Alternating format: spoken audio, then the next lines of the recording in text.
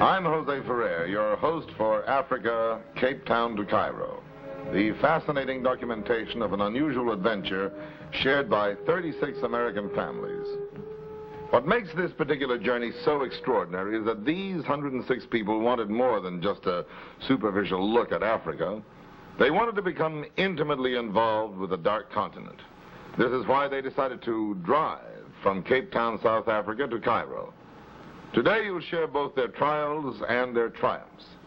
Everything you're going to see is true, for this chronology was filmed just as it happened, day by day. They were swallowed by mud in the Congo. Blinding sandstorms in the Nubian desert whipped them without mercy. They suffered everything from broken hearts to broken axles. They planned on 3 months, and it took them 7. And they clocked over 12,000 miles. A four-wheel drive truck was their means of locomotion. A travel trailer hitched to the back was their only home for the better part of a year. These adventurers call themselves the Wally Band Caravanners. They are an informal group of travel enthusiasts taken from many different walks of American life. They're teachers, farmers, businessmen, some are retired. The oldest member of the party was 85 years old, Dr. Monroe. The youngest, little Susan Frosh, only 6. Now, this was their plan. From the rendezvous point in Cape Town, they would head north to Durban, then through Rhodesia and the Congo up to Ethiopia, then across the Nubian desert, up the Nile, and so to Cairo. I found their experiences tremendously interesting, and I think you will too. This, then, is their story. Early in July, 106 men, women, and children, equipped with 36 cars and trailers, left Cape Town with light hearts and high spirits on the first leg of their impossible journey. The air was warm and pleasantly spiced by soft breezes from the Indian Ocean. Their appetites were sharpened by the sea air, and they arrived at the Highgate Ostrich Farm just in time for breakfast. 1 egg fed 16 of them.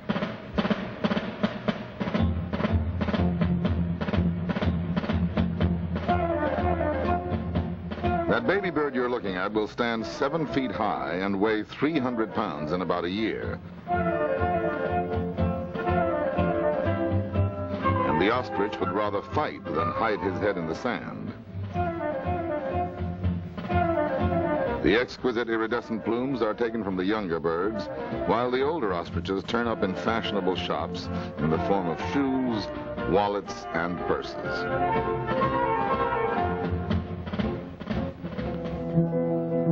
Winding back roads revealed the penetrating eyes and the shy smiles of the African youngsters who would gather to watch, from a safe distance, the most extraordinary procession any of them had ever witnessed in their short lifetimes.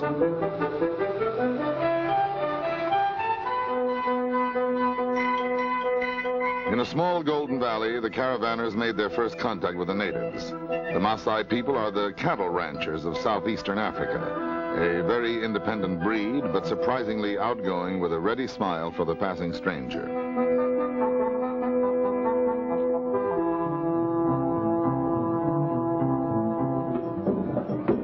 The caravanners set up camp for a few days in a large field on the outskirts of the city of Durban. This was immediately followed by a mass invasion of Zulus.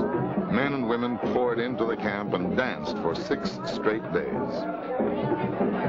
The decorative beads these women wear across their chests convey a message to the man of their choice. If she should choose to exercise her woman's prerogative and change her mind, she needs only to rearrange the beads. This kind of dancing requires sustenance, and occasionally the dancing groups would pause for a little nourishment. These girls are taking time out for a few handfuls of the African staple, mealie mush.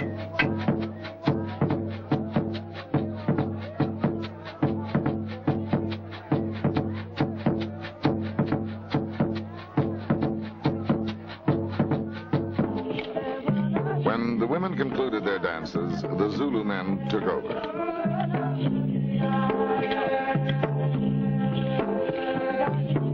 Several days later, the caravanners arrived in the little village of Mazingili, where more tribesmen turned out to dance. Neither the dance nor the music is written. It is taught to one generation by another, and somehow the choreography remains surprisingly consistent.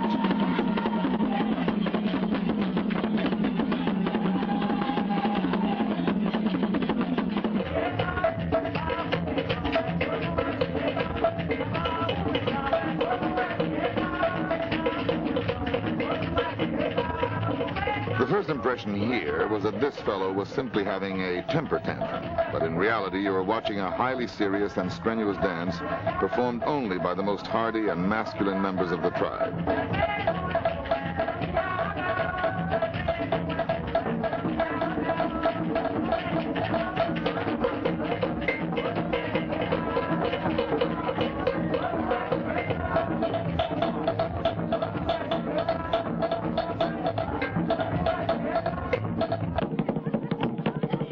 To the outsider, the frenetic body vibrations of the highly trained shimmy dancers are an endless source of fascination.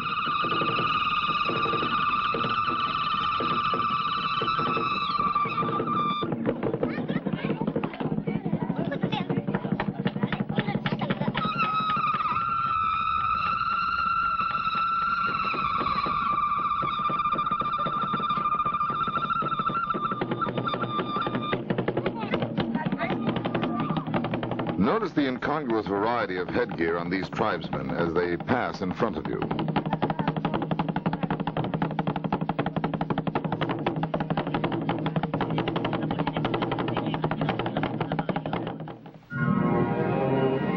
A few days later, the caravan entered the famed Kruger National Park, one of the animal kingdom's last remaining footholds in the war against the legions of progress. They receive few but strict instructions. You must return to the compound by 6 each day, where you are locked up for the night. You cannot get out of your car for any reason, and elephants have the right of way. As if on cue, all the animals that inhabit the African adventure stories leaped out of their pages and came to life. The elephant is hopelessly myopic, and anything over 30 yards away is nothing more than a blur. But his sensitive nose can zero in on you like radar over a mile away.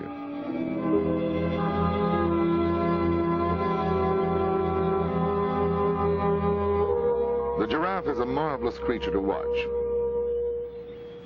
He is the tallest of the jungle animals and finds his food fresh and untouched 23 feet above the ground.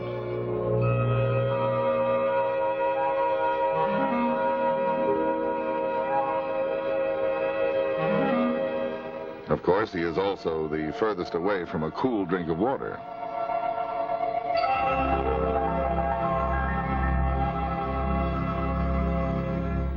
The old Africa was a haven for thousands of fascinating jungle animals.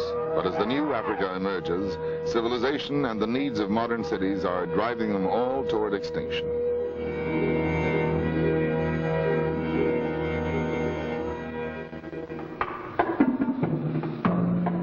One week later, in the pale amber light of late afternoon, the caravan was nearing the Rhodesian border.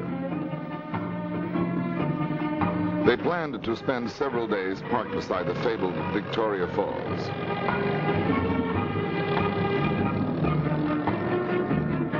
On the way to the Great Falls, the caravan quite accidentally came upon the famous Zimbabwe ruins, sometimes called the African Acropolis, and the site of what appears to have been an ancient civilization.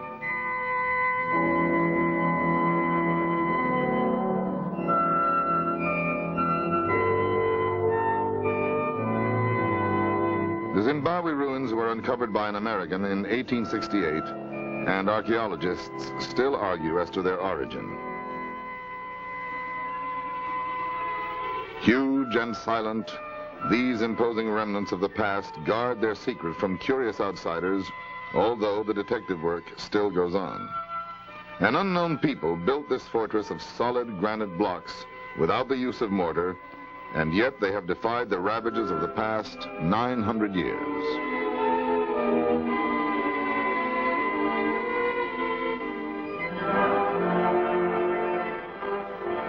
You are now flying 600 feet above Victoria Falls, spectacular work of nature created when the rushing waters of the Zambezi River were interrupted by a huge gash a mile wide and 400 feet deep.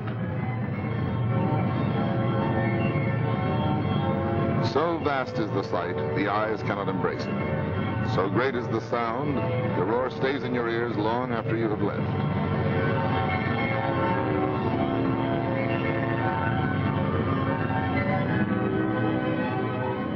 The caravan now turned toward the heart of the dark continent, the Congo. The caravanners didn't know it, but they were at this moment leaving any form of paved roads, city conveniences, or civilization as we know it far behind them. At the border, they learned there was a Bantu settlement not too far away. They decided to locate it in the hopes of replenishing some of their food supplies, which were beginning to run low.